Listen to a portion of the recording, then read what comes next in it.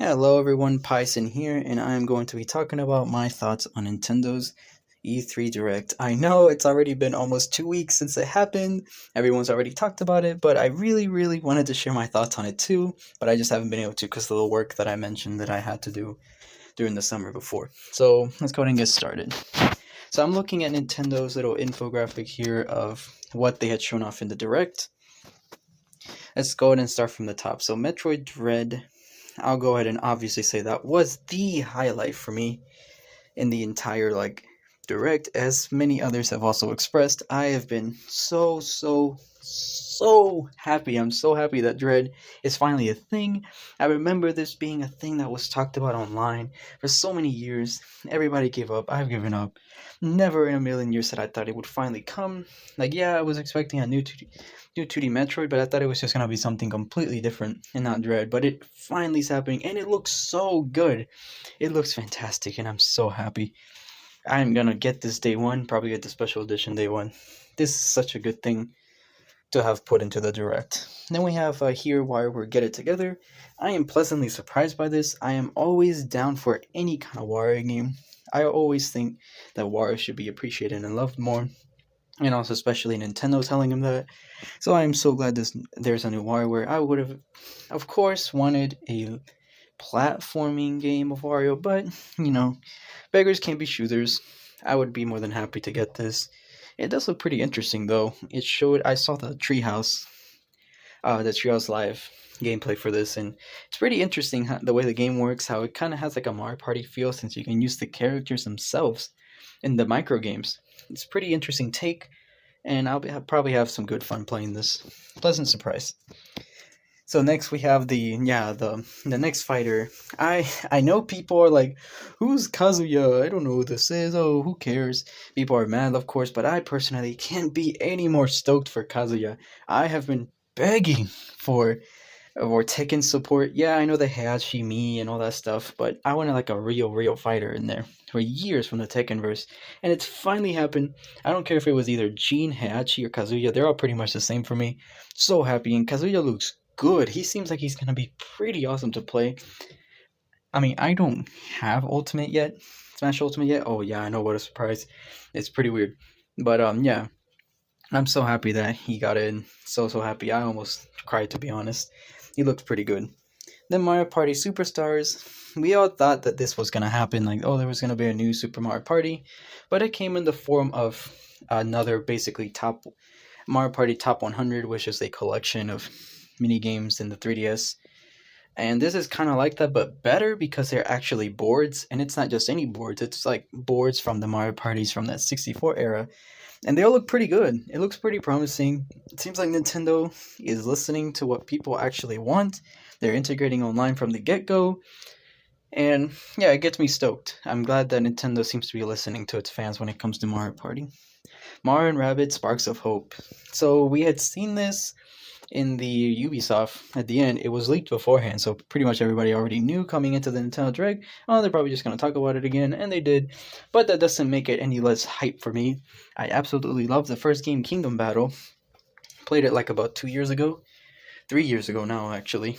And I had such a blast with it. Such a great game. So happy that they're continuing with this.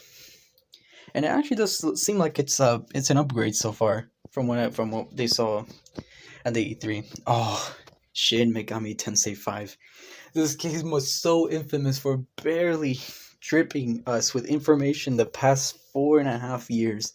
When it was first shown off at Switch, the Switch reveal, that Switch presentation in January in 2017, they had shown this. People were so hyped, me included. Finally in the direct, we saw what the game plays like, what the world, the story. We finally got a full reveal of everything, and it looks so good. I actually recently, last year, beat the first. Okay, recently I've been playing through the games. I played through the original Megami Tensei 1 and 2 in the form of its remake, Kyoyaku Megami Tensei for the SNES. Then I also played the first Shin Megami Tensei and the second one. So I've beaten 4 games in the series. They're all pretty good. I think the original Megami Tensei 2 is probably my favorite so far. I think that's peak Mega 10. But so now that I'm invested into the series, it makes me all the more hyped, more stoked for this new release, and I'm definitely getting it day one. Finally, I'm so happy that it's coming out. Advance Wars 1 plus 2 Reboot Camp. This was a complete surprise and blew me out of the way. Although at first, I was not... When it first showed the art style and the animations, I kind of got mad. Like, oh, what is this? This looks like a mobile game. This looks ugly. Like, Way Forward is making this. Like, what's wrong, Way Forward? I thought you were pretty good at animations and stuff. This looks like a budget title. But to be honest, I was still happy. Not that happy that it's $60, but it is two games from a franchise that hasn't gotten a game in like, what, 13 years? So I was so happy that this was finally getting another chance. But after watching the Nintendo Treehouse live of the gameplay, I honestly kind of got used to the art style, as weird as that is. And I saw that kind of thing online too, all over the place, where people got used to it just like I did. I just seen more gameplay. The animations themselves, the character voice, looks fantastic. Just that the characters and the units and everything, the 3D models just don't look that hot. But I'm still hyped. I'm probably gonna get that day one too. Really want to support the series. Next, it's Life is Strange True Colors and the Life is Strange Remastered Collection. They had already shown this off in the Square Enix, and we had already known that it was pretty much gonna come to Switch 2. I've never played them. I don't have an interest in them. That's all I'm gonna say. Moving on. Um, the Hyrule Warriors Age of Calamity expansion pass. I haven't played the game. I don't have it. And I didn't want to get spoiled because I haven't even played Breath of the Wild 2. I know, what a crime. But yeah, I don't have Breath of the Wild, and I don't have Age of Calamity either. So naturally I skipped this portion. Mario Golf, Super Rush. Oh, I guess what I can say is that it's kind of dumb that the E3 thing they'll talk about is just an expansion pass. Kind of lame, but okay. Yeah, Mario Golf, Super Rush. They had to remind us for the 15th time that this game was coming out. I think by now it's already out by the time of this recording of the video. People seem to be having their fun with it. Some people think it's kind of bland. From all the footage that I've seen, it looks bland and soulless, to be honest. It looks washed out, not that interesting. There aren't as many courses as there used to be. They dulled the mechanics of the swings. Not really that into it. The adventure mode looks interesting, but the treehouse made me be uninterested in the story mode too. I don't think I'm gonna get this game, sadly. Danganronpa Decadence. I think this was the collection of the 3 games, right? Kind of interested. I don't know if it's digital, if it's only digital, but if it's getting a physical, I might get my hands on it. I've never played Danganronpa, but I've always been interested in it. Looks pretty interesting, so I might make it my first time to play through on the Switch. And then there's also the Danganronpa Ultimate Summer Camp, which I'm guessing is like a side game or something. I don't know much about it, so I can't say much from what I saw. Just Dance 2022. Thank you, Ubisoft, once again, for the reminder of the yearly FIFA of dancing games. You know, nobody cares about that. Super Monkey Ball Banana Mania. The game that I think gave me the most anxiety out of them all. I was telling my brother that this is gonna happen. It is gonna happen. I'm telling you it's gonna happen, and it finally did. Super Monkey Ball Banana Mania. Basically, it's a remastered collection of the first 2 games and Deluxe. Deluxe is pretty much just Monkey Ball 1 and 2, and combined with extra levels and stuff. So they basically just include those extra levels along with 1 and 2. And they have that new Banana Blitz art style that I just absolutely hate. It looks terrible. But it does have over 300 levels. There seems to be a classic skins pack, which is only like a pre-order bonus, which is terrible, by the way. I can't believe Sega is doing that. That's just so stupid. But yeah, if you want to get that, you can look like the classic characters. Wish that there was a graphic setting to change it from old to new, to be honest. But I am happy that Sega seems to finally realize that we want the old Monkey Balls and not the new Monkey Balls. So if people support that, hopefully they'll get the picture that just make more of this, please. Tony Hawk's Pro Skater 1 and 2. I have actually never played these. I did play a couple of them like on the Game Boy way back then. Wasn't that into it, but it does seem pretty like a pretty cool game. I did see the footage. It did not look that good on the Switch. What a surprise, right? The Switch, but might pick this up if it's like on sale or something. Anyway, then there's Guardians of the Galaxy. When they showed this for half the time in the Square Enix thing, everybody was already tired of seeing it. But it did look pretty interesting from what they saw. Yes, thank you, Square, for wasting more than half of your presentation on showing us this game. I know that after the failure that was Avengers, I know you needed to make this game look just that much better. It did get my interest a bit, but I laughed when I saw that cloud version. I'm like, of course, that's a Switch for you. Of course, they had to have a cloud version of the game. So what was the point of showing it off again on here if it's just a cloud version? No one cares about that. Then Monster Hunter Stories 2, Winds of Ruin. Um, I didn't think much. I didn't think much about this either because I didn't play the first one on the 3DS. It's cool. It looks cool. It looks pretty much the same from what I saw of one. So don't really have much to say about that. Doom Eternal, The Ancient Gods Part 1 took this long. To be honest, I'm kind of surprised it took this long, but it was nice to see there. And this tells me that, oh yeah, like usual, the Switch has like a wide array of things for people of all type of gamers, like whatever you kind of games you like. It's definitely here in this direct, and that's what the Doom thing told me. Skyward Sword HD, thanks for the reminder again, Onuma, that this is coming next month. I will not be getting this. Think it's kind of scummy. I don't think it's worth it. I'm just going to go ahead and just play it on my Wii instead. But for those that get it, I hope you enjoy it. Project Zero, Maiden of Blackwater. This is a port of the Wii U one. I think it's Fatal Frame, if I remember. I've never played a Fatal Frame game, but I've always been interested in it, and I plan on playing it. I'm just very interested in going multiplat.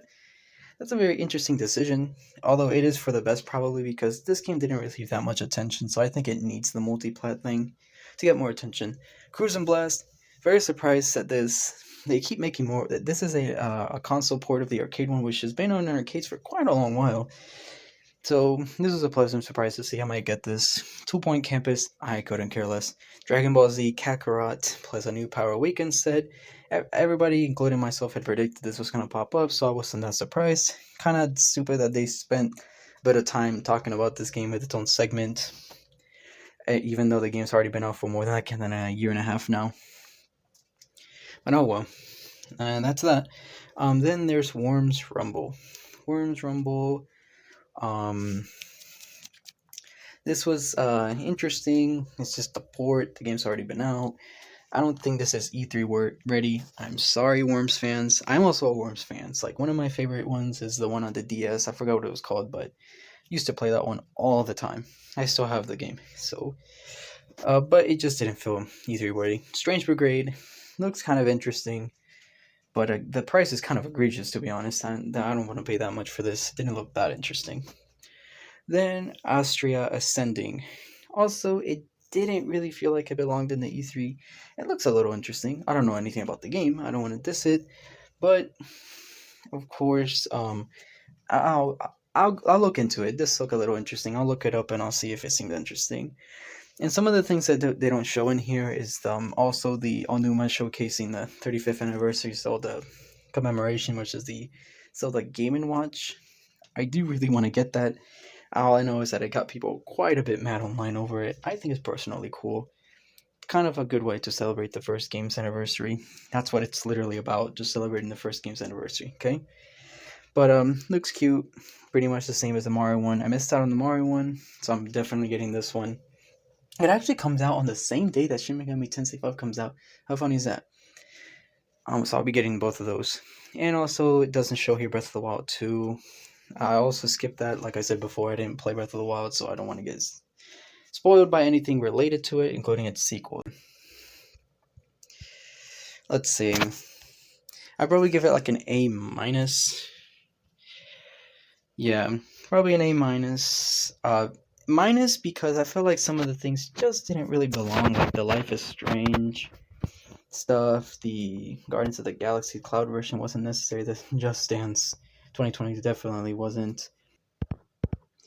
and also the Warmth Rumble and the Astria Ascending. But other than that, everything else is pretty much great. Of course, Nintendo, like always, knocks it out of the park. I would have given the E3 to Xbox had they shown more than just a bunch of CGI cinematic trailers like they always do. They did show more game stuff, which is cool. The Jack Sparrow crossover with the Jack Sparrow crossover with that game, I forgot, Sea of Thieves, does seem pretty cool. But other than that, I'll give it to Nintendo like usual. And that's my thoughts on the E3 2021. Next, I'm going to talk about how how the 2021 for Nintendo is laid out. I'll probably post that later in the week as well. If you like this, go ahead and like and subscribe. Go ahead and tell me what you thought. Go ahead and tell me what you thought about the Nintendo's E3 Direct. What are you most hyped for? Like I said, I'm most hyped for oh wait, they didn't show it there, but they did showcase in the Treehouse more No More Heroes 3 gameplay, and I'm pretty hyped about that game too. So the games I'm most hyped about are No More Heroes 3, Shin Megami Tensei 5, and and Metroid Dread. So that's it. I'll see you on the next one. Bye.